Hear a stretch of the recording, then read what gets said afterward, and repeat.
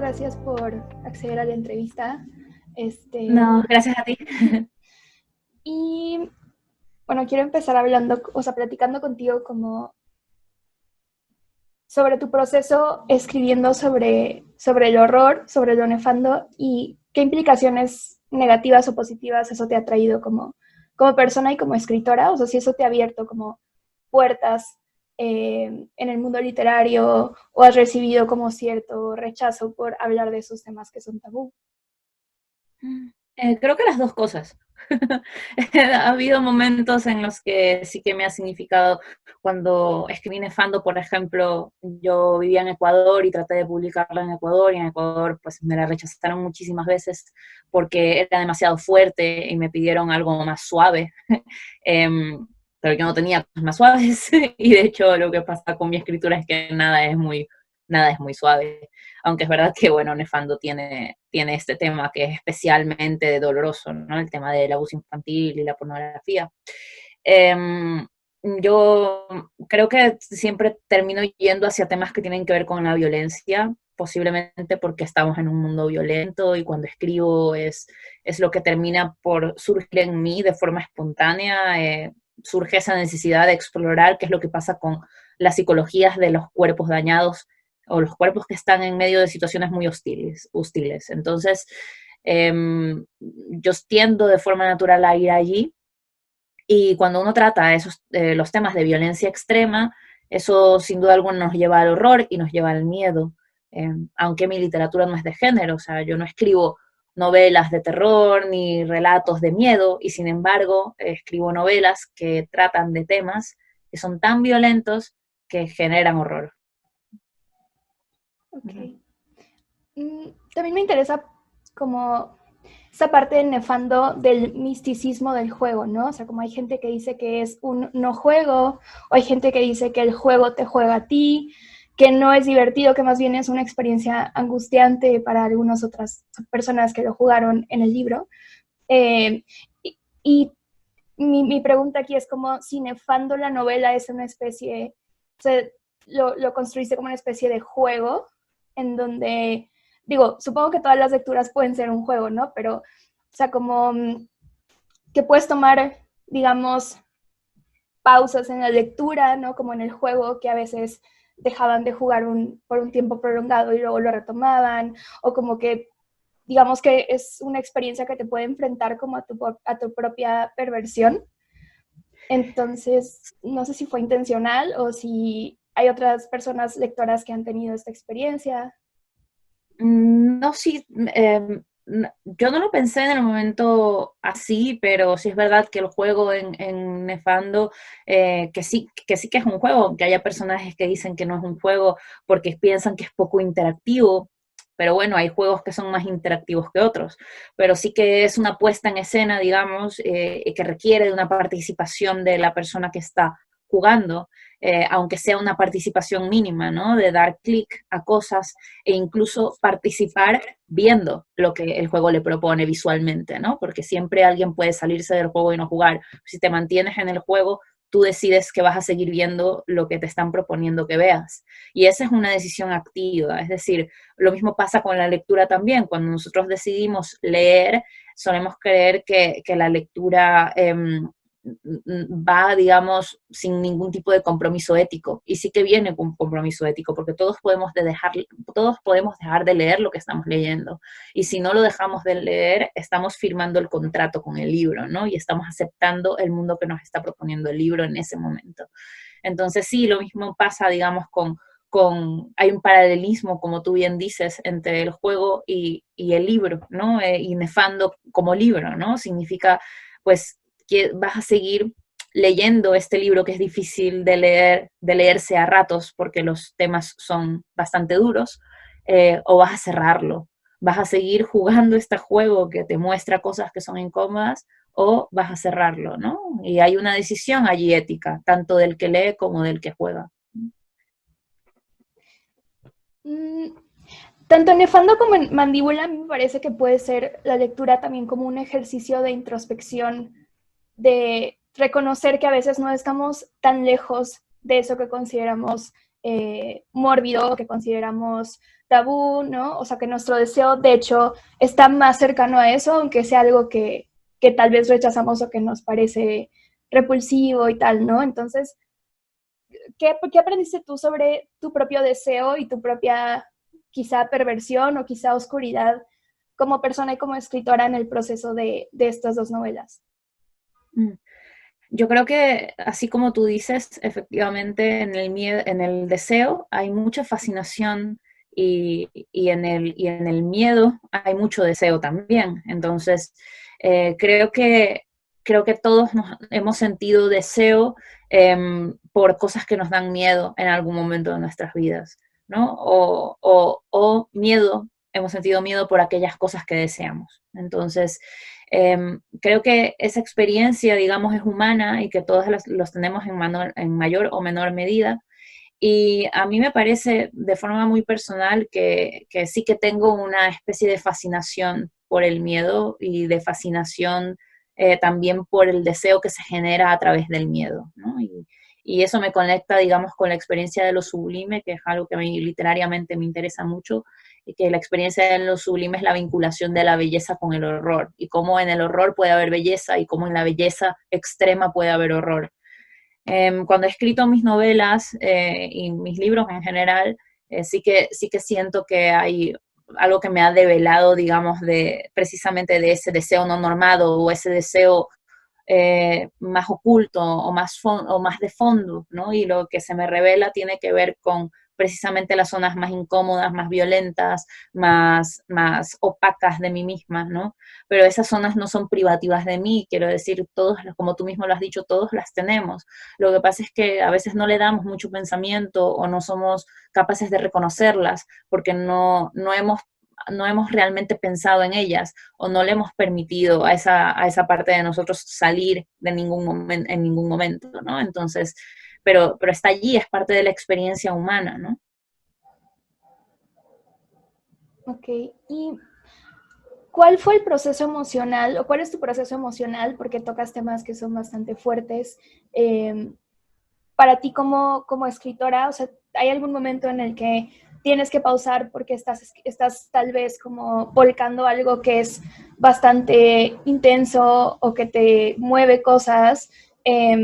Y también como has establecido límites en tu escritura como de qué grado de, no sé, de sordidez como te puedes permitir o qué tantos detalles, o si en algún momento, por ejemplo, has llegado como a autocensurarte o alguien te ha dicho, sabes que esto creo que sería demasiado, ¿no? Demasiado, no sé, explícito o demasiado, no sé, mórbido. No, en realidad nunca me he autocensurado ni tampoco he tenido mucha presión para autocensurarme, salvo esa vez que te conté de cuando iba a publicar en Nefando o estaba buscando que la publicaran en Ecuador. Eh, y tampoco me lo he impuesto yo, es decir, ni ha venido por afuera ni ha venido de mí, ¿no? Yo creo que la escritura es un terreno de absoluta libertad para poder explorar absolutamente todo y me gusta pensar que es ese terreno de libertad y además un terreno de posibilidades más que de restricciones. Um, Tampoco me da miedo tocar absolutamente ningún tema en la escritura y sin embargo en mi vida diaria sí que hay temas que trato de evitar y muchos temas que me dan miedo, que me da miedo hablar, o sea que, y sin, en la escritura no, en la escritura quizás es el único lugar en el que soy valiente, ¿no? Y allí sí que me atrevo a pensar en cosas que ni siquiera en mi día a día me atrevería a pensar. Cuando estoy escribiendo sí que me pasa que hay momentos en los que alcanzo una intensidad tan grande que siento la urgencia de decir, bueno, hasta aquí por hoy, pero solo por hoy, es decir, nunca ninguna novela, ningún libro mío me ha significado cerrar el proyecto durante meses o años o lo que fuera, ¿no? O sea, como sé que a veces la misma escritura me pide descansar por unas horas y por eso por hoy cierro el ordenador, pero al día siguiente comienzo otra vez. Y cada libro te exige como un nivel de intensidad distinto, ¿no? Y bueno, ahora último publiqué un libro de cuentos y hay un cuento allí en el que yo sentía que solamente podía escribir una página por día. Es un cuento largo que tiene como 20 páginas.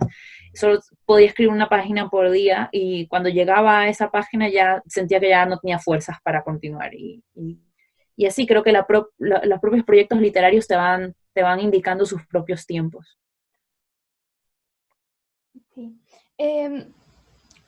¿Tenías alguna intención como sociopolítica detrás de Nefando o de Mandíbula, como de un poco cuestionar a esta institución impoluta de la familia, como visibilizar que muchas veces como los primeros traumas, las primeras violencias como ocurren en el hogar? O sea, como es algo que tenías como eso, como una intención política, digamos, por desafiar ese discurso también como de cómo deben ser las víctimas o cómo deben comportarse las víctimas como perfectas, ¿no? Uh-huh. Sí, yo creo que no, en realidad no, porque no siento que la literatura tenga el deber ni de denunciar nada, ni de tampoco informar a la gente de nada. O sea, como no creo que la literatura tenga ningún deber para empezar, ¿no? O sea, como más que ser literatura y ya está, ¿no? Um, yo pienso que no era mi intención cuando yo me senté a escribir y sin embargo lo que ocurre cuando uno se siente a escribir es que esa escritura está viva y cobra vida y tiene fuerza y cuando sale genera unos efectos que no necesariamente tienen que ver con la intención de la autora, ¿no? Por supuesto que para mí la familia es lo que tú comentas y que es importante desmontar la idea romántica de la familia, esa idea de la familia como solamente un lugar de seguridad, cuando sabemos que en países como los nuestros la tasa de feminicidios viene de dentro de la familia, ¿no? O sea, que normalmente es dentro de la familia donde nos matan, por ejemplo. Entonces, por supuesto que a mí políticamente eso me interesa, pero cuando yo me siento a escribir literatura no me propongo esas cosas, porque no siento que estoy denunciando nada. Sin embargo, por supuesto que eso es algo que se puede sacar de los libros, y porque de los libros se pueden sacar muchísimas cosas.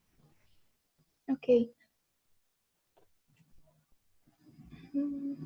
¿Nos podrías recomendar como otros libros u otras autoras que estén incursionando en la literatura sobre lo nefando en Latinoamérica? ¿O que te hayan inspirado quizá para escribir, o sea, para tu forma de escritura y los temas que abordas? Va, pues mira, contemporáneas, me gusta mucho Fernanda Melchor, que pues es coetánea tuya, a mí me encanta Fernanda Melchor. Ariana Arwich, me gusta muchísimo, ella también hace un tratamiento sobre la violencia, además intrafamiliar, en muchos de sus libros. También me parece interesante la literatura de Selva Almada, la literatura de Dolores Reyes, que acaba de publicar Come Tierra, ¿no? Que es su primera novela y que está muy bien. Liliana Colanzi, ¿no? Liliana Colanzi es una escritora también que me atrae muchísimo. Por supuesto que Mariana Enríquez, que trabaja a través del género de terror muchísimas cuestiones sociopolíticas que tienen que ver con los cuerpos violentados, eso está muchísimo en su literatura. Te diría a ellas, en este momento son las que se me ocurren. Y lo que hablabas hace rato un poco como sobre la Ay, belleza. disculpa, quiero agregar una más, María Fernanda Ampuero, con Pelea de Gallos. Estaba esperando también. Es que yo iba a decir, claro, me olvido porque me voy a otros países y luego pienso, ah, claro, pues Ecuador, ¿no? Como también María Fernanda Ampuero, Pelea de Gallos. Eh, que hablaba sobre la belleza, o sea, la belleza que existe como en el horror y en los extremos, ¿no? O sea, que en el extremo del horror puede haber belleza. Eh, o sea, ¿cuál es tu interpretación como en tus obras de esa belleza dentro del horror? O si hay como algunos personajes que te han permitido explorarlo más, eh, no sé. Creo que cuando uno está sumergido en situaciones hostiles o está sumergido en situaciones realmente horrorosas, normalmente tienes que buscar como para poder sobrevivir a esa hostilidad y a ese horror, tienes que buscar algún tipo de belleza para poder mantenerte en el mundo cuerdo, aunque sea mínimamente cuerdo. Y eso sí que me ha pasado, digamos, o lo he trabajado con algunos de los personajes de mis novelas y de mi último libro también de cuentos. personajes que están en unas situaciones realmente violentas y terribles, y la única forma que tienen de subsistir, o la táctica para poder subsistir, es encontrar dentro de esa violencia algo de belleza, aunque sea una cosa mínima, ¿no? Entonces, sí que creo que en el horror, por eso te decía, en medio del horror puede haber mucha belleza, por muchísimas razones. Una es la que te acabo de comentar, pero también hay otra que tiene que ver con que cuando uno está en medio de la violencia también es cuando más vulnerable está. Y cuando más vulnerable estás es cuando se dan los espacios más intensos de ternura, porque solamente la ternura existe cuando más vulnerable estás. Entonces, creo que también allí hay una forma de belleza en medio del horror. Y así te podría seguir enumerando como muchísimas cosas que vinculan el horror con la belleza.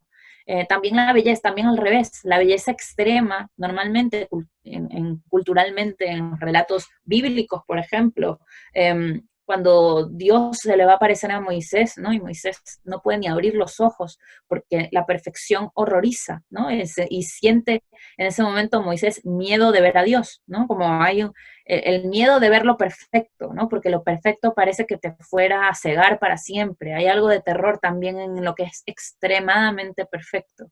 Entonces, esas vinculaciones me parece que son importantes, ¿no? Y ya te digo que en mis libros sí que hay además otra conexión que tiene que ver con que mi escritura suele ser una escritura que trabaja muy bien el ritmo, el sonido, la melodía, y es una escritura poética, incluso en la narrativa, que es muy bella a ratos, incluso cuando estoy hablando de cosas horribles, que eso también es una forma de llevar la conexión de la belleza con el horror y cómo mi escritura puede ser estéticamente agradable mientras estoy hablándote de algo realmente espantoso, ¿no? Entonces, tanto a nivel temático, a nivel de los personajes, como a nivel de escritura, se puede ver esa vinculación de la belleza y del horror en mis libros. ¿Ha habido alguna interpretación de alguna de tus obras que te haya como atravesado de una manera muy íntima? O sea, que recuerdes que eso, que te haya tocado, que te haya movido algo.